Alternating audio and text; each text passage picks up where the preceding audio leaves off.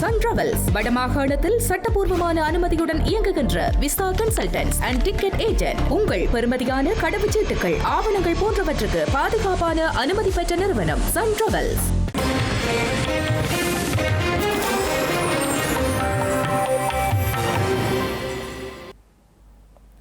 வணக்கம். இது ஐபிசி தமிழின் காலை நேர பிரதான செய்திகள். முதலில் தலைப்புச் செய்திகள். ரகசியம் காக்கும் இலங்கை தமிழரசு கட்சி வெளிப்படை தன்மையுடன் இணையுமாறு தமிழ் தேசிய மக்கள் முன்னணி மீண்டும் அழைப்பு. வடக்கு கிழக்கில் அதிகரித்துள்ள கட்சிகள் ஒழுங்குபடுத்துமாறு இந்திய துணை ஜனாதிபதி கூறியதாக தமிழரசு கட்சி தெரிவிப்பு. பணம் அச்சடிக்கும் அரசாங்கம், பொருளாதார நெருக்கடி வரப்போவதாக எச்சரிக்கும் விமல் வீரவன்ச. யாழில் இடம்பெற்ற வீதி விபத்து, தந்தையும் மகனும் சம்பவ இடத்திலேயே பலியாகியுள்ள துன்பியல். ஈரான் மீதான தாக்குதல் தற்காலிகமாக நிறுத்தம், ட்ரம்ப் அதிரடி அறிவிப்பு. தொடர்பான விரிவான செய்திகள். ஸ்ரீலங்காவின் முன்னாள் அரசு தலைவர் ரணில் விக்ரமசிங்க அரசு நிதியில் 16 மில்லியன் ரூபாவை முறைகேடாக பயன்படுத்தி 2023ஆம் ஆண்டு பிரித்தானியாவுக்கு பயணம் செய்தமை தொடர்பான வழக்கை ரயல் அட்பார் எனப்படும் தனி நீதிமன்ற விசாரணையாக மேற்கொள்வதாக பிரதம நீதியரசர் இதுவரை எந்த அறிவிப்பும் விடுவிக்கவில்லை என்று முன்னாள் அமைச்சரும் பேராசிரியருமான GL பீரிஸ் தெரிவித்துள்ளார். அவ்வாறு இருக்கையில் மூன்றாம் தரப்பு யாராவது தெரிவிப்பதாக இருந்தால் அது பிரதம நீதியரசரின் அதிகாரத்தின் மீது தலையிடுவதாகும் என்பதுடன் சட்டத்தை மீறும் செயலாகும் என்றும் குறிப்பிட்டுள்ளார். கொழும்பில் அமைந்துள்ள முன்னாள் ஜனாதிபதி ரணில் விக்ரமசிங்கவின் அரசியல் காரியாலயத்தில் நேற்றைய தினம் இடம்பெற்ற செய்தியாளர் சந்திப்பில் கலந்து கொண்டு கருத்து தெரிவிக்கும் போதே இவ்வாறு குறிப்பிட்டுள்ளார். இலங்கையின் சட்டத்தின் பிரகாரம் மிகவும் முக்கியமான வழக்குகளை அதன் முக்கியத்துவம் கருதி அந்த வழக்கு விசாரணையை விசேட சிறப்பு விசாரணையாக ட்ரையல் அட்பார் முறையில் விசாரிப்பதற்கு தீர்மானிக்கும் அதிகாரம் பிரதம நீதியரசருக்கு மாத்திரமே இருக்கிறது என முன்னாள் அமைச்சரும் பேராசிரியருமான GL பீரிஸ் தெரிவித்துள்ளார். அந்த அதிகாரத்தை மூன்றாவது தரப்பு கையிலெடுப்பதற்கு முயற்சிக்குமானால் அது முற்றாக சட்டத்தை மீறும் செயலாகும் எனவும் அவர் குறிப்பிட்டுள்ளார்.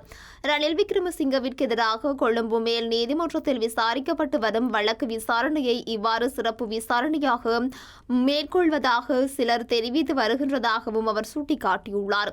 ஆனால் இவ்வாறு சிறப்பு விசாரணைகளை மேற்கொள்வதாக பிரதம நீதியரசர் இதுவரை எந்த அறிவிப்பும் எடுக்கவில்லை எனவும் அவ்வாறு மூன்றாம் தரப்பு யாராவது தெரிவிப்பதாக இருந்தால் அது பிரதம நீதியரசரின் அதிகாரத்தின் மீது தலையிடுவதாகும் எனவும் GL பீரிஸ் தெரிவித்துள்ளார். அத்துடன் வழக்கு விசாரணைகளின் போது ஒருவருக்கு குற்றப்பத்திரிகை கையளிக்கும் அதிகாரம் சட்டமா அதிபருக்கு மாத்திரமே இருக்கிறது எனவும் சட்டமா அதிபர் அதனை தீவிரமாக ஆராய்ந்து சுயாதீனமாக பக்கசார்பற்ற முறையில் மேற்கொள்ள வேண்டும் எனவும் சுட்டிக்காட்டியுள்ளார். இலங்கை தமிழரசு கட்சி ரகசியம் காக்காது செயல்பட வேண்டும் என்று தமிழ் தேசிய மக்கள் முன்னணி கோரியுள்ளது. தமிழ் தேசிய பேரவையுடன் இணைந்து பயணிக்க தொடர்ச்சியாக அழைப்பு விடுத்தும் புறக்கணித்து வருவதாகவும் அந்த கட்சி மீண்டும் வலியுறுத்தியுள்ளது. நாங்கள் தமிழ் சட்டத்தறிஞர் சங்கத்துக்கும் தெளிவாக சொல்லியிருக்கோம். இந்த எதிர்ப்பு சிவில் சமூகத்தோட பயணிக்கிறதுக்குரிய எதிர்ப்பு தமிழரசு கட்சி விசேஷமாக சுமந்திரன் இதுக்கு முதலும் கடிதத்தில் சொல்லியிருக்காரு. இந்த 15ஆம் தேதி கூட்டம் தான் அந்த ரகசியமாக சுவிஸ் எம்பசியோட ஏற்பாட்டில் செய்த கூட்டத்தை குழப்பினார். நான் கேட்கிறேன், நாங்கள் தமிழரசு கட்சிக்கு கேட்டு கொண்டிருக்கிறோம், வாங்குவோப்பா கதைப்போம் ஒரு புது இடக்கப்படுக்க வாங்குவோம், நாங்கள் கதைப்போம் மட்டும் நாங்கள் தான் கேட்கிறோம். அவையதான் விட்டு ஓடுறோம். அதை ஒரு ஆள் விரும்பினா கேட்க மெட்டவன் ஓடி போற மாதிரி அவையதான் ஓடுறோம். சரி, அதே ஓடு எங்களோட கதைக்க விரும்பினால் ஏதோ இடத்துல ஒரு மனமாட்டம் நடந்தா எங்களோட கதைக்கிறதுக்கு வேறு யார்ட்டையும் கேட்க தேவையில்லை. நாங்கள் கதைக்கிறதுக்கு வாங்குறதுக்கு இருக்கிறோம். உங்களுக்கு உண்மையில கதைக்க விருப்பம்னா எங்களோட வாங்க கதைப்போம் சொன்னீங்கன்னா எங்களுக்கு அதையோட கதைக்கிறதுக்கு ஒரு பிரச்சனை இல்லை. நேர்மையா கதைக்கிறா ஒரு பிரச்சனை இல்லை.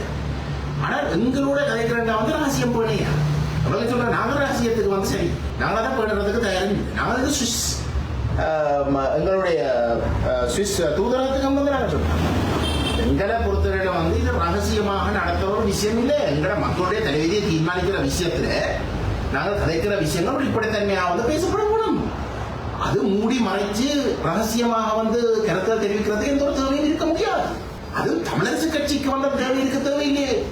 8 பாராளுமன்ற உறுப்பினர் பெரிய கட்சி என்று சொல்றாங்க வந்து அவன் கட்சிக்கு தான் கூட ஆதரவும் இருக்கு வந்து. அப்ப தமிழ் மக்களுடைய தலைவிதியை தீர்மானிக்கிற விஷயத்துல வந்து தங்களுடைய கருத்தை வெளிப்படையாக வந்து கலைக்கிறதுக்கு வந்து என்ன தயக்கம்? எங்களுக்கு ஒரே ஒரு பாராளுமன்ற உறுப்பினர் இருக்க வந்து எங்களுக்கு பயன் இல்லாட்டி வந்து உங்களுக்கு என்ன பயன்? வடக்கு கிழக்கு தமிழர்களிடம் கட்சிகள் அதிகரித்து விட்டது எனவும் அதனை ஓரளவுக்கு ஒழுங்குக்கு கொண்டு வாருங்கள் என்று இந்திய துணை ஜனாதிபதி தம்மிடம் வலியுறுத்தியதாக இலங்கை தமிழரசு கட்சியின் தலைவர் CVK சிவஞானம் தெரிவித்துள்ளார். யாழில் இடம்பெற்ற ஊடக சந்திப்பில் இவ்வாறு தெரிவித்துள்ளார். வழமையாக கலந்துரையாடல் முடிந்த பிறகு அந்த கலந்துரையாடல் சம்பந்தப்பட்டவர்களை இந்த வந்த பெருந்தலைவர்கள் சந்தித்து கை கொடுத்து போயிட்டு வார்கள்னு சொல்கிற ஒரு வழமை உண்டு. அப்படி சொல்கிற இடையில் மிக முக்கியமான ஒரு கருத்தை ராதாகிருஷ்ணன் அவர்கள் என்னுடைய கையை பிடித்து கொண்டு ஸ்ரீதரனுடைய கையை பிடித்து கொண்டு எப்படி தான் சொன்னார், உங்களுடைய கட்சிகள் அதிகரித்து போச்சு, இதை பறித்து ஒரு அளவுக்கு ஒழுங்குக்கு கொண்டு வாருங்கள் அண்டு கையை பிடிச்சி கொண்டு தான் சொன்னார். அதில் இருந்து ஒரு ஆழமான ஒரு விஷயம் நாங்கள் புரிந்து கொள்ள வேணும். இப்போ எங்களுக்கு வீட்டுக்கு வீடு கட்சி இருக்குது. பேருந்து என்ன சொல்கிறது, மாவட்டத்துக்கு மாவட்டம், பேருந்து மாகாணத்துக்கு மாகாணம், ஒவ்வொரு கட்சி ஒவ்வொரு வீட்டு கட்சி. அப்போ அவர்களுக்கும் தெரியாது போல இருக்குது. அப்போ தெரியாது தான் எத்தனை கட்சி இருக்குன்னு உண்மையாக தெரியாது. அவர் சொல்கிறார் இது ஆரோக்கியமானது அல்லன்றதை ஒரு ஒரு ஒரு உண்மையாக ஒரு ஆழ்ந்த அனுபவமுள்ள அரசியல் ஞானமுள்ள ஒரு பெரிய பாரதிய ஜனதா கட்சியினுடைய பாராளுமன்ற உறுப்பினராக அமைச்சர் உறுப்பினராக இருந்த ஒரு பெரிய அறிவாளி என்ற வாயில் இருந்தவர் வருகண்டா நாங்கள் அது அவதானமாக ஆராய்ந்து பார்க்க வேணும். எண்ணிக்கையில் கட்சிகளை சில கட்சிகள் என்று தாங்களே ஒரு கட்சி பேந்தில் டேட்டில் கட்சி இப்படி நாங்கள் வைக்கிறது தெரியாண்டது மக்கள் முன்னே செல்ல கொண்டெடுக்க வேண்டிய அவர் கூறின கருத்தை மக்களுக்கு சொல்ல வேண்டிய கடப்பாடு எங்களுக்கு இருக்குது. ஸ்ரீலங்கா நாடாளுமன்றத்தில் எதிர்க்கட்சிகள் அரசாங்கம் பணம் அச்சடிப்பதாக குறிப்பிட்ட போதும் இல்லை என்று மறுத்தாலும் பணம் அச்சடிக்கப்பட்டுள்ளதாக முன்னாள் அமைச்சர் விமல் வீரவங்ச தெரிவித்துள்ளார். தென்னிலங்கை தொலைக்காட்சி நடத்தும் அரசியல் கலந்துரையாடல் நிகழ்ச்சியொன்றில் கலந்து கொண்டு உரையாற்றும் போதே இதனை தெரிவித்துள்ளார். இலங்கையில் 2024 ஆண்டு டிசம்பர் மாதம் 18ஆம் தேதி அச்சடிக்கப்பட்டுள்ள பணத்தாளை காண்பித்து முன்னாள் அமைச்சர் விமல் வீரவம்ச உறுதிப்படுத்தியுள்ளார். அதில் நிதியமைச்சராக அனுரகுமார் திசாநாயக்க மற்றும் மத்திய வங்கி ஆளுநர் நந்தலால் ஆகியோர் கையொப்பமிட்டுள்ளதாக குறிப்பிட்டுள்ளார். ஆனால் சர்வதேச நாணய நிதியத்தின் நிபந்தனைகளின்படி பணம் அச்சடிக்க முடியாது எனவும் குறிப்பிட்டுள்ளார். அத்துடன் ஒவ்வொரு வருடமும் சேகரிக்கப்படும் சேதமடைந்த நாணய தாள்கள் அச்சடிக்கும் வழமையான செயற்பாடை நடைபெற்றதாக அரசாங்கம் மறுக்கவில்லை எனவும் சுட்டிக்காட்டியுள்ளார். அரசாங்கம் பணம் அச்சடிக்கவில்லை என்றே குறிப்பிட்டது தவிர வழமையான நடைமுறைகள் எதையும் குறிப்பிடவில்லை. எரிபொருள் நெருக்கடியால் ஏற்பட்டிருக்கும் பிரச்சனையால் 2வது பொருளாதார நெருக்கடியை நெருங்கிக் கொண்டிருக்கின்றோம் என முன்னாள் அமைச்சர் விமல் வீரவம்ச தெரிவித்துள்ளார். இவ்வாறு சென்றால் நாட்டை கொண்டு செல்ல முடியாத நிலை ஏற்படலாம் எனவும் அவ்வாறான ஒரு நிலையில் வெளிசக்திகள் நம்மை அடிமைப்படுத்திக் கொள்வதற்கான சந்தர்ப்பத்தை அரசாங்கம் உருவாக்கி வருவதாகவும் அவர் குறிப்பிட்டுள்ளார். உயிர்த்த ஞாயிறு பயங்கரவாத தாக்குதல் தொடர்பான விசாரணைகளை இன்னும் குறுகிய காலத்துக்குள் வெற்றிகரமாக நிறைவு செய்ய முடியும் என்று பொதுமக்கள் பாதுகாப்பு மற்றும் நாடாளுமன்ற விவகார அமைச்சர் ஆனந்த விஜயபால தெரிவித்துள்ளார். ஊடகங்களுக்கு கருத்து தெரிவித்த போது அமைச்சர் இந்த விசாரணைகள் தற்போது வெற்றிகரமாக முன்னெடுக்கப்பட்டு வருவதுடன் குறிப்பிடத்தக்க முன்னேற்றங்கள் எட்டப்பட்டுள்ளதாகவும் குறிப்பிட்டுள்ளார். உயிர்த்த ஞாயிறு பயங்கரவாத தாக்குதல் தொடர்பான விசாரணைகளை சரியான முறையில் முன்னெடுப்பதற்காக காவல்துறையினரும் குற்றப்புலனாய்வு திணைக்களமும் அர்ப்பணிப்புடன் செயற்பட்டு வருவதாகவும் பொதுமக்கள் பாதுகாப்பு மற்றும் நாடாளுமன்ற விவகார அமைச்சர் ஆனந்த் விஜயபால தெரிவித்துள்ளார். விசாரணைகள் தொடர்பான விவரங்கள் நீதிமன்றத்திற்கு அறிக்கையிடப்பட்டுள்ளதாகவும் மிக குறுகிய காலத்தில் இவற்றை வெற்றிகரமாக முடிவுக்கு கொண்டு வர முடியும் எனவும் தான் நம்புவதாக அமைச்சர் நம்பிக்கை வெளியிட்டுள்ளார். மேலும் உயிர்த்த ஞாயிறு தாக்குதல் மாத்திரமன்றி நாட்டில் இடம்பெற்ற அனைத்து சட்டவிரோத செயற்பாடுகளும் ஊழல் மோசடி மற்றும் நிதி முறைகேடுகள் தொடர்பான விசாரணைகளும் முழுமையான வெளிப்படைத்தன்மையுடன் மக்கள் நம்பிக்கையை பாதுகாக்கும் வகையில் முன்னெடுக்கப்படும் என அவர் வலியுறுத்தியுள்ளார். இதேவேளை இம்முறை மே தினத்தை முன்னிட்டு நாடு முழுவதும் நடத்தப்படவுள்ள அனைத்து மே தின பேரணிகளுக்கும் தேவையான பாதுகாப்பு ஏற்பாடுகள் முழுமையாக தயார் செய்யப்பட்டுள்ளதாகவும் அமைச்சர் மேலும் தெரிவித்துள்ளார்.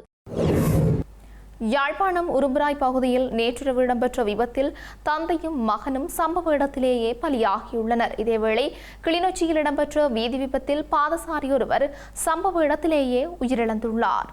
யாழ்ப்பாணத்தில் உள்ள தனியார் வைத்தியசாலைக்கு சென்றுவிட்டு நேற்றிரவு 11:30 மணியளவில் தந்தையும் தனையனும் உந்துருளியில் வீடு திரும்பியுள்ளனர். இதன்போது வேக கட்டுப்பாட்டை இழந்த உந்துருளி உரும்புராய் சந்தி பகுதியில் உள்ள மின் கம்பத்துடன் மோதியதில் இருவரும் சம்பவ இடத்திலேயே பலியாகியுள்ளனர். ஏழாளி கிழக்கைச் சேர்ந்த 46 வயதுடைய பரமேஸ்வரன் மற்றும் 23 வயதுடைய கஜதீபன் ஆகிய இருவருமே பலியாகியுள்ளனர். இருவரது சடலம் பிரேத பரிசோதனைகளுக்காக யாழ்ப்பாணம் போதனா வைத்தியசாலையில் வைக்கப்பட்டுள்ளது. விபத்து சம்பவம் தொடர்பாக கோப்பாய் காவல்துறையினர் விசாரணைகளை ஆரம்பித்துள்ளனர். இதேவேளை கிளிநொச்சி ஏனையின் பிரதான வீதியில் இடம்பெற்ற கோர விபத்தில் குடும்பஸ்தர் ஒருவர் சம்பவ இடத்திலேயே உயிரிழந்துள்ளார். நேற்று மாலை யாழ்ப்பாணத்திலிருந்து கிளிநொச்சி நோக்கி பயணித்த மகளுந்து ஒன்று கிளிநொச்சி 259 கட்டை சந்திக்கு அருகாமையில் வீதியால் நடந்து சென்று கொண்டிருந்த நபர் மீது மோதியதில் இந்த விபத்து நேர்ந்துள்ளது. விபத்தில் படுகாயமடைந்தவர் சம்பவ இடத்திலேயே பலியாகியுள்ளதுடன் வாகன சாரதியும் கைது செய்யப்பட்டுள்ளார். இந்திய நடிகர் சூர்யா மற்றும் நடிகரும் இயக்குனருமான RJ பாலாஜி ஆகியோர் நேற்றைய தினம் இலங்கையை சென்றடைந்துள்ளனர். இந்த வருகைக்கான நோக்கம் குறித்து இதுவரை சூர்யா தரப்பிலிருந்தோ அல்லது RJ பாலாஜியிடமிருந்தோ உத்தியோகபூர்வ தகவல்கள் எதுவும் வெளியாகவில்லை. கொழும்பில் அமைந்துள்ள நட்சத்திர விருந்தகத்தில் எடுக்கப்பட்ட இவர்களின் நிழல் படங்கள் மற்றும் காணொளி பதிவுகள் தற்போது சமூக வலைதளங்களில் வைரலாகி வருகின்றமை குறிப்பிடத்தக்கது. யாழ்ப்பாணம் பருத்தித்துறை ஆதார வைத்தியசாலை உணவகம் பல மாதங்களாக மூடப்பட்டமையால் நோயாளர்களுக்கு சிரமங்களை எதிர்நோக்குவதாக குற்றம் சுமத்தியுள்ளனர். யாழ்ப்பாணம் பருத்தித்துறை ஆதார வைத்தியசாலை உணவகம் 7 மாதங்களுக்கு மேலாக மூடப்பட்டுள்ளமையினால் நோயாளர்கள் பெரிதும் பாதிக்கப்பட்டுள்ளனர்.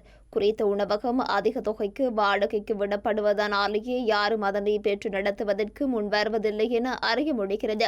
கடந்த வருடம் ரூபாய் 1,25,000 மாதாந்த வாடகைக்கு விடப்பட்டுள்ளதாகவும் இந்த வருடத்திற்கு அதே விலையில் கோரப்பட்டும் யாரும் பெற்றுக்கொள்ளாத நிலையில் மீண்டும் ரூபாய் 80,000 ஏலம் விடப்பட்டும் எவரும் இதுவரை பெற்றுக்கொள்ளவில்லை என பருத்தித்துறை ஆதார வைத்தியசாலை தகவல்கள் தெரிவிக்கின்றன.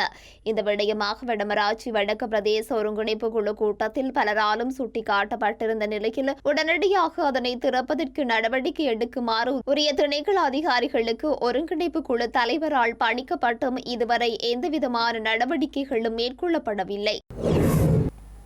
ஈரான் அரசு தற்போது பிளவுபட்டுள்ள நிலையில் அந்த நாட்டின் மீதான இராணுவ தாக்குதலை தற்காலிகமாக நிறுத்தி வைப்பதாகவும் போர் நிறுத்த ஒப்பந்தத்தை நீடிப்பதாகவும் அமெரிக்க ஜனாதிபதி டொனால்ட் ட்ரம்ப் அறிவித்துள்ளார்.